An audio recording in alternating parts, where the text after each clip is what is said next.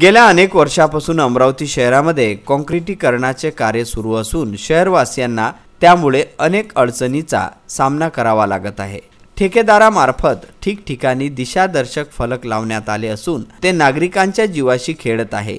गेल्या आठवड्यात यामुळे 4 दुर्घटना घडल्या आहेत, त्यामुळे नागरिक गंभीर जखमी झाले। आगामी दिवसात सणासुदीचे दिवस आहे। दिवाळी असो किंवा दसरा, या सणामुळे नागरिकांची शहरात मोठ्या प्रमाणात गर्दी पाहायला मिळते। खरेदीकरिता रेलचेल वाढणार आहे। या खराब रस्त्यांमुळे व्यापाऱ्यांना सुद्धा मोठ्या प्रमाणात त्रास होत आहे। ठिकठिकाणी रस्त्यावर खड्डे पडले आहेत। या खड्ड्यांमुळे व्यापाऱ्यांच्या व्यवसायावरही मोठ्या प्रमाणात फरक दिसत आहे। सडक बंद असल्याने व्यापाऱ्यांच्या दुकानापर्यंत ग्राहक पोहोचत नाही। तसेच ग्राहकांना पार्किंग करण्यासाठी जागा सुद्धा नसल्याने दुकानात नागरिक जाऊ शकत नाही व खरेदी करू शकत नाही। त्यामुळे व्यापाऱ्यांच्या व्यवसायावर मोठ्या प्रमाणात परिणाम झाला आहे। Bureau report, Vidarbha news.